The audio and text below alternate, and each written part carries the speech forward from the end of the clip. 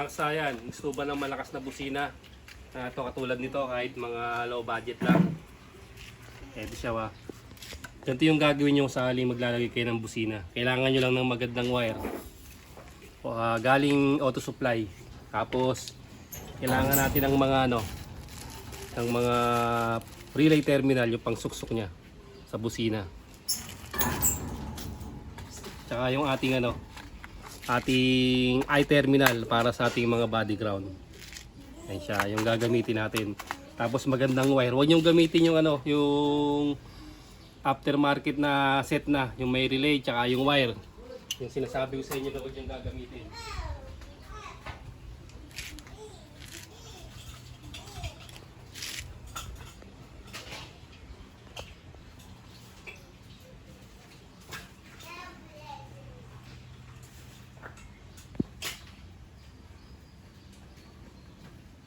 Ito siya sa akin, huwag niyong gamitin to para kung gusto yung mapanatili na malakas ang inyong busina. Ayan siya. Yung mga nagpupulbos at kinakalawang ng matindi. Kaya sa una malakas. Pagka tumagal-tagal na, hihina na yung busina. Hindi natin ginagamit yung mga ganyan. Pwede kayong gumamit dito ng ng transparent relay, ng electronic type relay, at pwede rin yung boss relay. Dito boss relay ang gagamitin natin ha. Ito hindi natin siya ipupesto. Ang una natin gagawin, laging sa busina. Ipupesto natin ang maganda yung busina. Kailangan nagpe-play yung ating busina para lumabas yung tunog niya.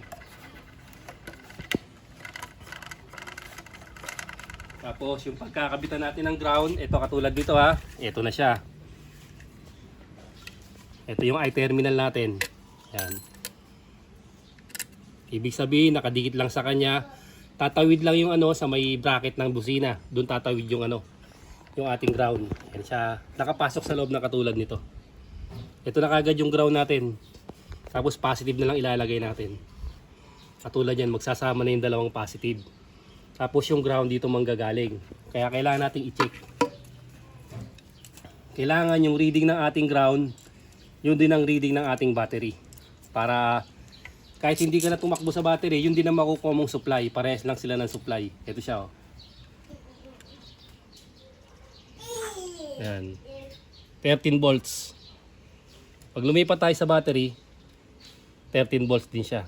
Pag lumipat tayo sa kabilang sa kabilang galamay, dito. Ito siya yung tatawid diyan. Dito rin 13 volts pa rin siya. Ayan 13 volts. Ibig sabihin, hindi na natin kailangan pang papuntahin dito yung wire. Papuntahin sa wire. Kasi 13 volts din naman yung nakukuha natin dito.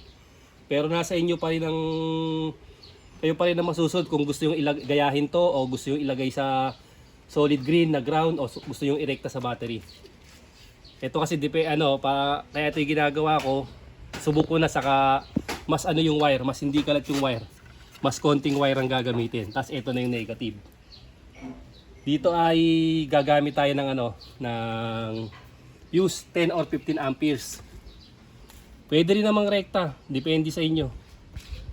Kaya lang kasi itong fuse for safety. Ayan siya Ito naman kasing rekta, ibig sabihin lahat ng wire na dadaanan niya makapal. Makapal yung dadaan niya na wire. Halimbawa, ayan testing kaagad natin Kailangan naka body ground na siya Kailangan tutulog na siya ng maganda pagka nilagay natin sa positive to. Kasi may ground na yun Ayan na siya Tutulog na kagad siya ng maganda. Ibig sabihin setup na yung ground natin.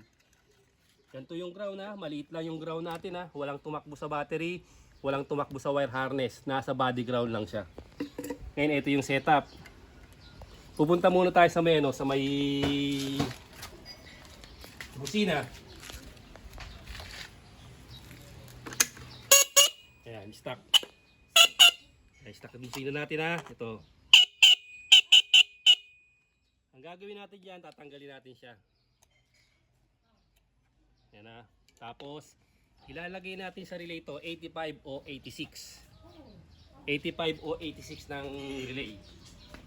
Wala tayong ginamit na manipis na wire o nagpupulbos na wire ha, para sigurado yung lakas ng ating busina. Ito siya ha, 85 o 86. Ito yung palatandaan nyo dyan ha, yung dulo ha, yung dulo niyan 30. 85, 86, ito magkabilaan yan. Ilalagay natin to kahit magkabaligtaran sa 85 at 86.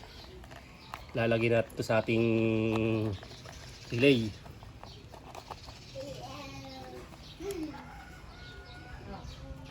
Number 85 at number 86.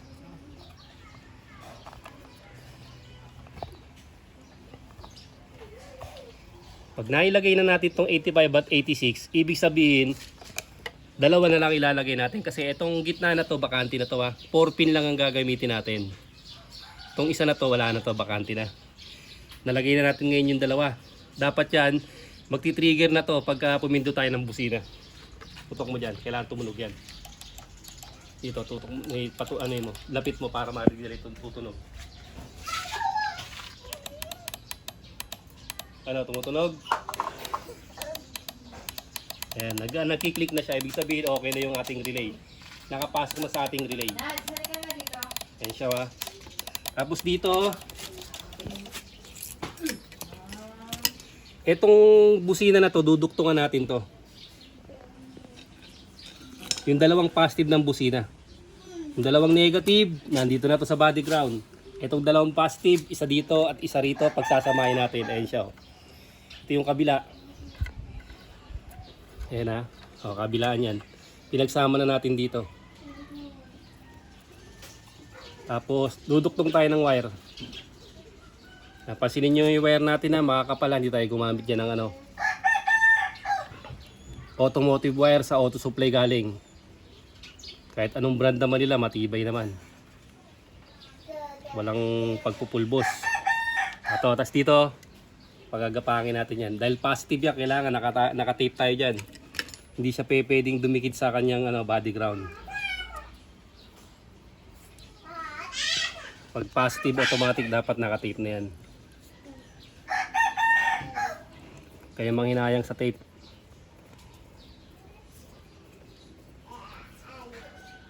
Tapos yung wire medyo mahaba para mas maano siya, para mas kapit na kapit. Hindi kaagad siya mababanat.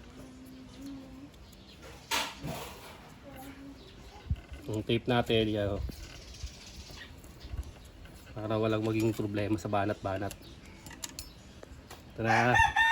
Nalagay na natin yung 85, 86. Pupunta tayo sa 87. Kasabay lang natin yan dito sa ano. Yan dito ha. Hindi nakadadaanan yan. Para pang nagligo-ligo tayo, hindi siya hindi siya mababanat ha. Yan. Cable tie tayo rito. Punta tayo sa 87. Yung 87 naman nasa harap. Ang palatandaan niya na wala na kasi itong sabitan eh. Yung sabitan, yung 30. 87 nasa harap. Itong harap na to. Ayun o, yung 87 natin nasa harap ha. Doon natin ilalagay itong positive ng busina sa 87. Ayan. Paglagay natin dyan, isa na lang, number 30. Yung number 30, dediretso yun ng battery. Ang pwede nyong gawin dito, pwede kayong rumekta sa battery. Kung sure ball ang pag-wiring nyo, pwede yung idiretso. Na hindi na kayo gagamit ng hindi na kayo gagamit lang kayo ng i-terminal ha. I-terminal na katulad ng mga to. Tapos saka nyo siya ilalagay dito. Pwede tong ganito na to, yung paraan ni katropa to kasi sure ball sa wiring. Irerekta siya rito sa positive gamit ang i-terminal. Tapos ito, irerekta nyo to dito. Irerekta nyo yan sa number 30. Ayan, nakarekta siya. Pwede yan ha. Tapos, testingin na natin. Ayan siya kasaya, no? Tapos, pwede rin syempre sa may fuse. Alisin natin to rito. Pag alis natin, safe na safe dito. Ang paliwanag kasi ni Katropa Allen dito, dadaan pa tayo sa fuse, yung maliit, di ba? Yan, oh. Kaya siyempre para solidong-solido nga naman, wala nang dadaan ng maliit na wire. Kasi kumbaga maliit na wire lang yan eh. Eto solido. Papasok agad siya rito. Solido yung lakas, hindi na dadaan dito. Pero dahil pang safety, kaya natin nilalagyan ng fuse. Nakalagay siya sa fuse ha. Para kung madikit man siya dito sa mga ground, pag nadikit o halimbawa, puputok lang yung fuse. Walang sunog wire na magaganap. Kasi puputok lang yung fuse natin. Yan, naka-fuse naman yan ha. Kahit nakapatay yung ano natin, hindi na natin binuksan yung ating motor, malakas pa rin yung busina. Pero ang pinaka-importante dito, healthy yung battery natin. Kasi kung hindi healthy yung battery natin, magiging mahina pa rin yung busina natin. Kaya kailangan natin ng magandang charging. Magandang charging sa motor para mas malakas lagi yung ating busina, hindi siya hihina. Kahit anong busina ilalagay natin. So kahit low budget, so kung may pang malakas ang busina, pwede rin para